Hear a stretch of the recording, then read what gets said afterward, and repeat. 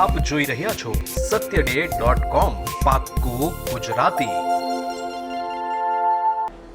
નમસ્કાર મિત્રો, સત્યડી ન્યૂઝમાં આપનું હાર્દિક સ્વાગત છે। હું છું ધારા જોશી। આ શું છોકરા જેવા કપડાં પહેરી લીધા? જો તમે એક છોકરી છો તો જીન્સ પેન્ટ પહેરવા પર આ શબ્દ તમને એકવાર તો સાંભળવા મળ્યો જ હશે, અને ઘણીવાર છોકરાઓને પણ કપડાં પહેરવા પર છોકરાઓને પણ આવો શબ્દ સાંભળવા મળે છે કે છોકરીઓ જેવા કપડાં પહેરી લીધા છે। પરંતુ કેરળની એક એવી સ્કૂલ છે જ્યાં છોકરાઓ માટે આ શબ્દનો ઉપયોગ નથી થતો, કેમ કે આ સ્કૂલમાં છોકરા અને છોકરીઓ માટે એક જેવો ડ્રેસ લાગુ કરી દેવામાં આવ્યો છે। સ્કૂલના આ નિર્ણયને દેશભરમાં આવકારવામાં આવ્યું છે। કહેવાય છે કે આ પહેલેથી જ તે બાળકોમાં સ્કૂલ દરમિયાન જ જેન્ડર ઇક્વાલિટી એટલે કે તમામ જેન્ડરને બરાબર સમજવાનો વિચાર વિકસિત હશે। આપણે જાણીએ કે આ સમગ્ર મામલો શું છે, સ્કૂલે આ પ્રકારનું પગલું કેમ લીધું, કે આખરે જેન્ડર ન્યુટ્રલ યુનિફોર્મ શું હોય છે અને દુનિયાભરની સ્કૂલોમાં જેન્ડર ઇક્વાલિટી વધારવા માટે અન્ય કઈ પહેલ થઈ રહી છે। કેરળમાં આવેલી અનાકુલમ જિલ્લાની વલ્યાચિરંગામમાં એક સરકારી સ્કૂલ છે। આ સ્કૂલે પોતાના સ્ટુડન્ટ માટે જેન્ડર ન્યુટ્રલ યુનિફોર્મ ઇન્ટ્રોડ્યુસ કર્યો છે। જેન્ડર ન્યુટ્રલ યુનિફોર્મ એટલે કે એવું યુનિફોર્મ જે છોકરા અને છોકરી બંને પહેરી શકે। સ્કૂલે પોતાના તમામ સ્ટુડન્ટ માટે શર્ટ અને third and fourth short uniform નિર્ધારિત કર્યા છે, એટલે કે છોકરો હોય કે છોકરી બંને હવે શર્ટ અને શોર્ટ્સ બંને પહેરી શકશે અને પહેરીને જ સ્કૂલે આવવું પડશે। આ જે પગલું છે એની પાછળની આપણે પૂરી કહાની આપણે એકવાર જાણી લઈએ। આ જે મામલો છે એની પાછળની પૂરી કહાની આપણે એકવાર જાણી લઈએ। કેરળની આ પ્રાઇમરી સ્કૂલે 2018માં જ લગભગ 200 સ્ટુડન્ટ માટે જેન્ડર ન્યુટ્રલ ડ્રેસ કોડ લાગુ કર્યો હતો। આગામી વર્ષમાં આ ડ્રેસ કોડ તમામ સ્ટુડન્ટ માટે લાગુ કરવાની યોજના હતી, પરંતુ કોરોનાને કારણે સ્કૂલ બંધ થઈ જતાં એ કામ થઈ શક્યું ન હતું। લોકડાઉન પછી જેવી સ્કૂલો ખુલ્લી છે તેવો જ આ ડ્રેસ કોડ તમામ સ્કૂલોએ લાગુ કરી દીધો છે। હાલ સ્કૂલમાં 746 સ્ટુડન્ટ છે અને આ નિર્ણય લેતા પહેલાં સ્ટુડન્ટ અને પેરેન્ટ્સની સહમતિ લેવામાં આવી હતી, અને સ્કૂલ મેનેજમેન્ટ એવું પણ કહે છે કે આ નિર્ણયથી સ્ટુડન્ટ અને પેરેન્ટ્સ બંને ખુશ છે।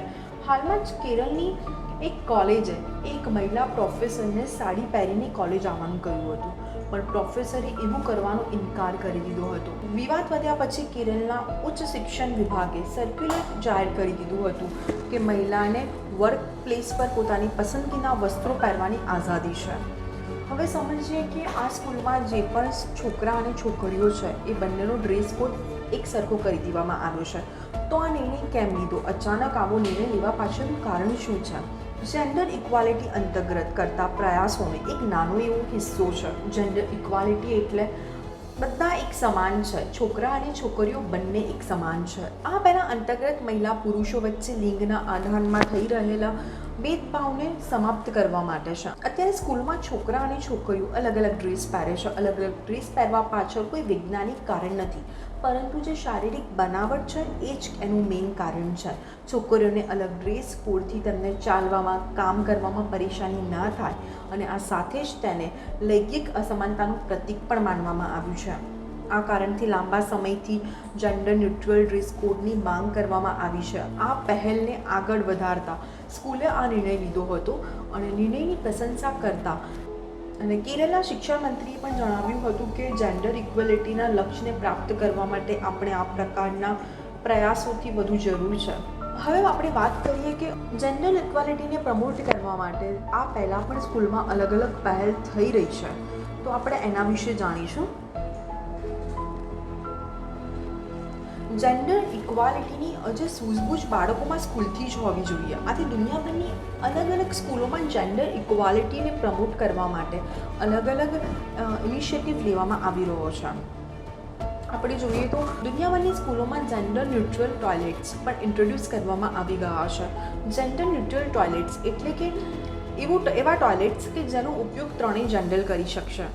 આ ઉપરાંત જેન્ડર સેન્સિટિવ સિલેબસ, અનેક દેશો પોતાની સ્કૂલ અને કોલેજોમાં સિલેબસ છે એને મોડિફાઈડ કરી દેવામાં આવ્યો છે અને એને જેન્ડર સેન્સિટિવ બનાવવા પર કામ કરી રહ્યા છે।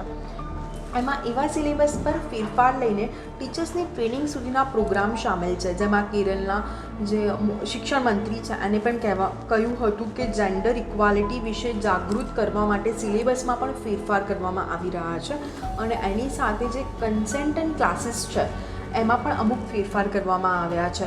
સૌપ્રથમ કેરળમાં જ જે સ્ટુડન્ટ્સ માટે કન્સલ્ટન્ટ ક્લાસીસ ઓર્ગેનાઇઝ કરવામાં આવ્યા હતા અને એ પછી અનેક દેશોમાં આ પહેલને આગળ વધારવામાં આવી રહી છે અને આ પ્રકારના ક્લાસીસમાં ફિમેલ સ્ટુડન્ટને અને કન્સલ્ટન્ટનો અર્થ બતાવીને સાથે જ સેલ્ફ ડિફેન્સની ટ્રેનિંગ પણ આપવામાં આવે છે અને ફિમેલ અને મેલ સ્ટુડન્ટ બંનેને સાથે ભણાવવામાં આવે છે. તો મિત્રો, અત્યારે આપણે જોયું કે કેરળમાં એક એવી સ્કૂલ છે જ્યાં આગળ છોકરા અને છોકરીઓ બંનેનું યુનિફોર્મ સેમ કરી દેવામાં આવ્યું છે, કારણ કે બાળકને નાનપણથી જ જ્ઞાન આપવામાં આવે છે કે આ છોકરીઓનું યુનિફોર્મ છે, કે આ છોકરાઓ આવું જ કરી શકે, છોકરીઓ આવું જ કરી શકે. તો એવી મેન્ટાલિટીને સુધારવા માટે કેરળની આ શાળાએ એક યોગદાન આપ્યું છે કે ફ્યુચરમાં દરેક છોકરા છોકરીઓને સમાન ગણવામાં આવે. ચલો ફરી મળીશું, ત્યાં સુધી જોતા રહો સત્યડે ન્યૂઝ. YouTube પર જાઓ અને અમારી ચેનલ satyday.com ને સબસ્ક્રાઇબ કરો અને બાજુમાં જે નાની ઘંટી છે તેમને ક્લિક કરો, જેથી અપડેટ ન્યૂઝ તમારા સુધી પહોંચી શકે.